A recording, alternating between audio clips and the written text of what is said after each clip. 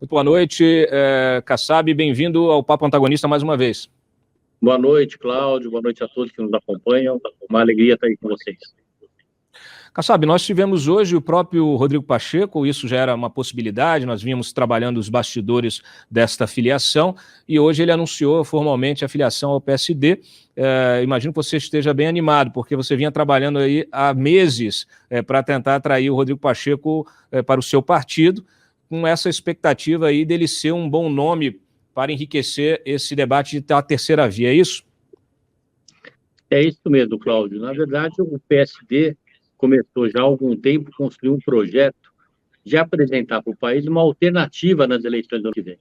Uma alternativa que pudesse expressar a renovação, mas a renovação com qualidade. E já há algum tempo estávamos convencidos de que o melhor nome era o do Rodrigo Pacheco.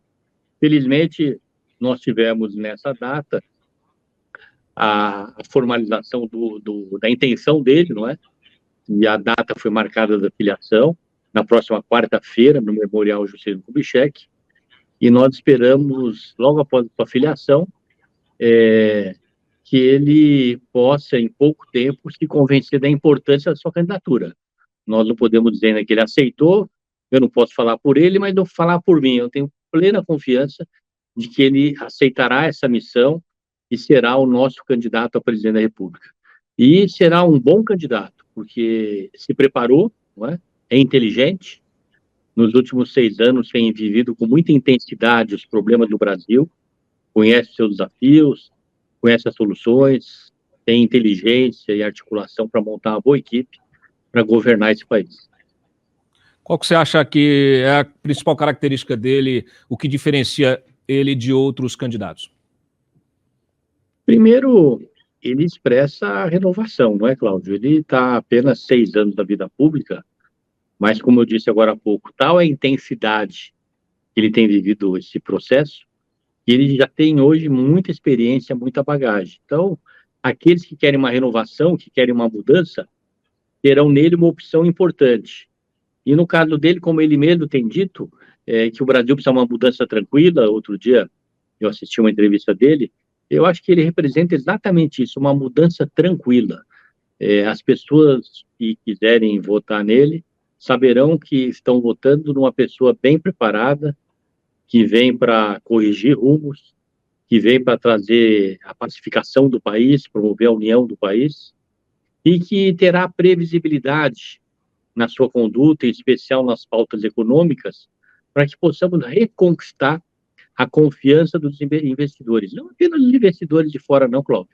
Os investidores também aqui do Brasil.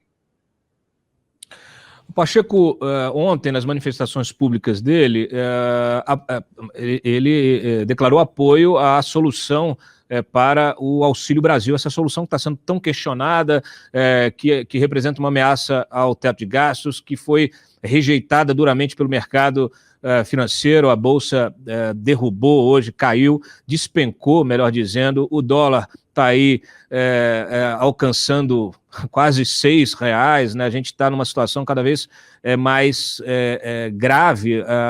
Hoje, inclusive, o Guedes e o Bolsonaro tiveram de dar uma coletiva, prestar, vamos dizer assim, algum tipo de informação, né, de contas, prestar contas para a sociedade, porque já se falava até na saída dele. Então, não me parece contraditório que o Pacheco apoie esta solução que traz um risco. Ele disse que o Auxílio Brasil tem de sair de um jeito ou de outro. Sim, Cláudio, quando o presidente da República e o ministro da Economia, com todos os seus poderes, entendem que é importante vir a público para tranquilizar o país, é porque até eles sabem que o que está sendo proposto está equivocado. O que o Rodrigo Pacheco tem dito sempre, não assisti essa entrevista ontem e não posso falar por ele, mas assisti em diversas oportunidades, e eu também penso assim, que esse apoio aos mais necessitados, que esse auxílio, ele precisa acontecer, é evidente que precisa acontecer. Agora, ele não pode acontecer às custas de uma inquietude no mercado, de um desequilíbrio fiscal do nosso país, porque tudo isso vai justamente, no futuro, penalizar aqueles que são menos favorecidos, não é?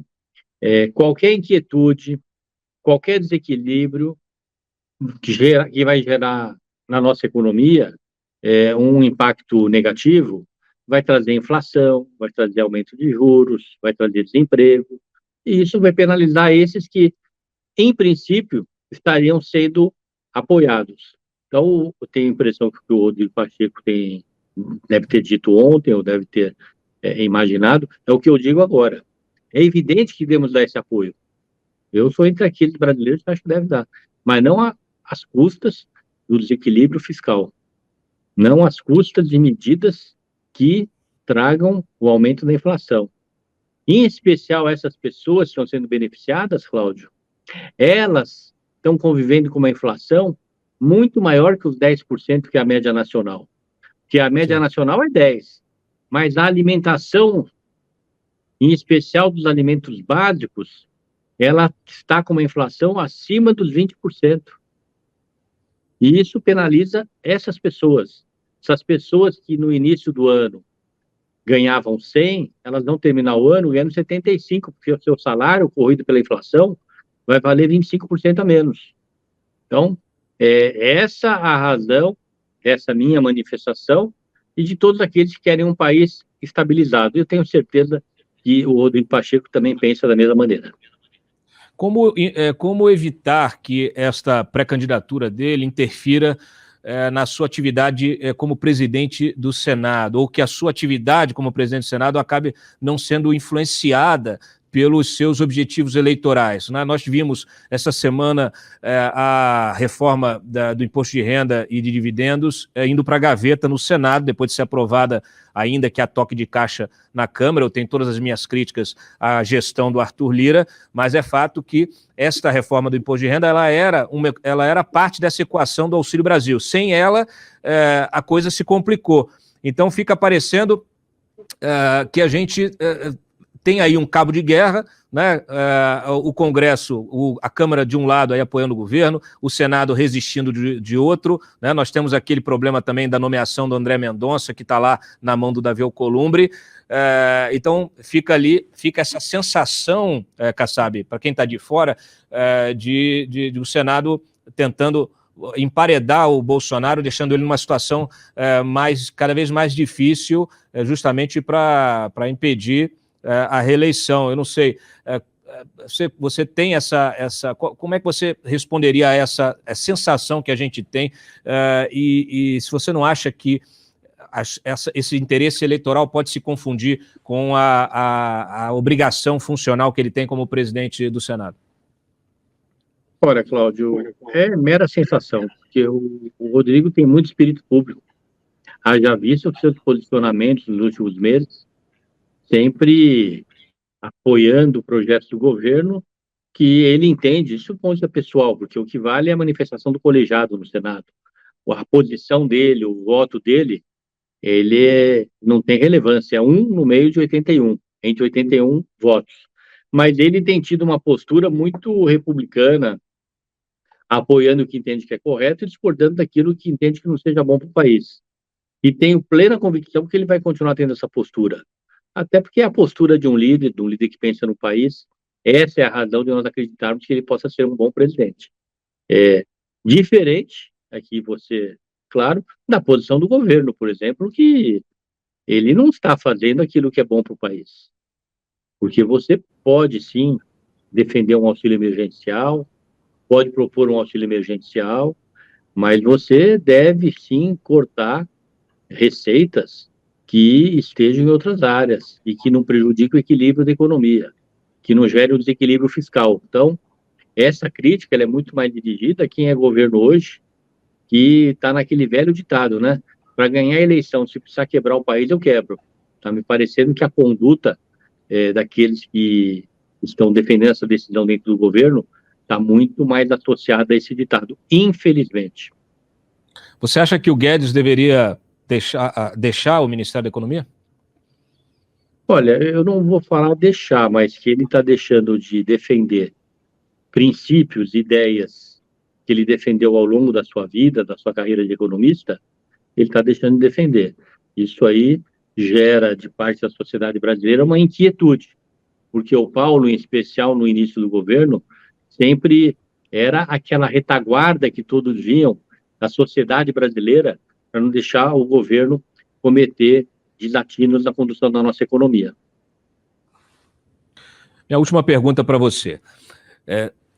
Hoje voltou a circular algo que a gente vem ouvindo há alguns meses, de que o Rodrigo Pacheco, você vem costurando, né, toda essa possibilidade de uma candidatura própria em torno do Rodrigo Pacheco, mas que lá no ano que vem, nas vésperas aí da definição das candidaturas de fato, o Pacheco poderia acertar de virar o vice do Lula. Não faria muito sentido, ou melhor, seria uma surpresa considerando o teu discurso. Como é que você responde a esses rumores aí que circulam?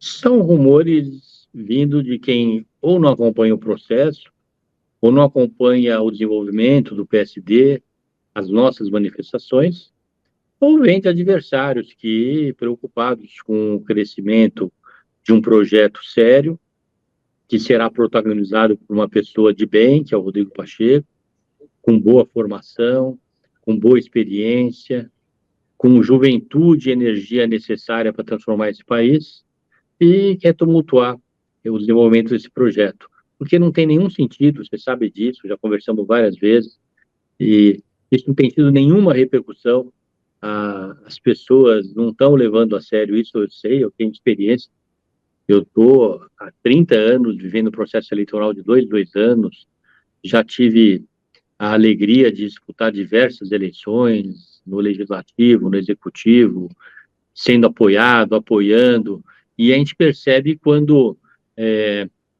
a denúncia, a ilação, o comentário causa alguma inquietude. Zero, as pessoas nem me questionam em relação a isso, todos na sociedade brasileira, na nossa militância, nos outros partidos, dão como certo que o partido vai ter uma candidatura e só não será o Rodrigo Pacheco se ele não quiser. E eu tenho certeza que ele vai aceitar o convite.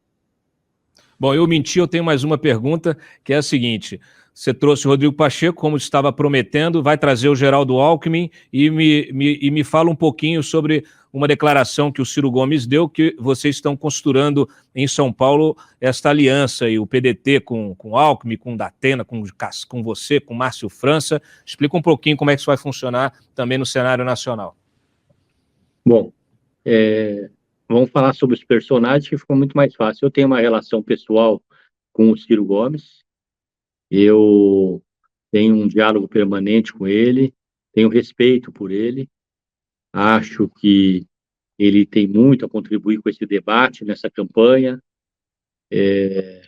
Acho muito difícil caminhar com o Ciro Gomes no primeiro turno, porque nós vamos ter uma candidatura própria, e percebo que ele não tem a menor intenção de recuar.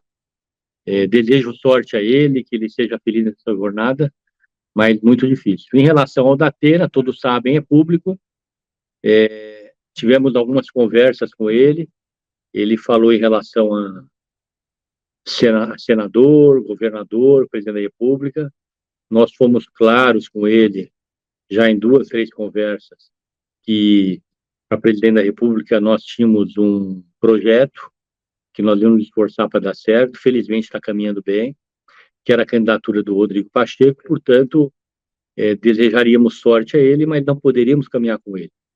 Para governador, da mesma maneira. Nós temos uma convicção de que o melhor para o estado de São Paulo é o Geraldo Alckmin, muito bem preparado, uma pessoa do bem, séria, que fez muito pelo estado e ainda tem energia e juventude necessário para fazer bons governos. Geraldo Alckmin, e para encerrar a conversa com o Datena, deixamos a porta aberta para uma candidatura ao Senado, que cabe a ele definir o seu projeto, se quer ou não quer, e essa definição quando acontecerá. Quanto ao Geraldo Alckmin, eu entendo que ele está avaliando, ele já deixou claro que está deixando o PSDB, e eu acredito que deixará mesmo, e ao deixar o PSDB, ele tem no PSD uma das suas opções. Vamos ficar muito felizes se for essa sua opção. Mas no partido que ele tiver como candidato a governador, ele terá o nosso apoio. Isso já foi discutido internamente no partido, existe um consenso em relação a essa posição, portanto, é uma questão muito bem encaminhada. Muito bem. Quando ele for para o seu partido, se ele confirmar, você traz ele aqui no Papo Antagonista para umas perguntinhas, tá bom? Tá bom. Obrigado, Gilberto Kassab, presidente do PSD, pela sua participação aqui mais uma vez no Papo Antagonista. O programa permanece, obviamente, aberto para futuras colaborações. Uma boa noite.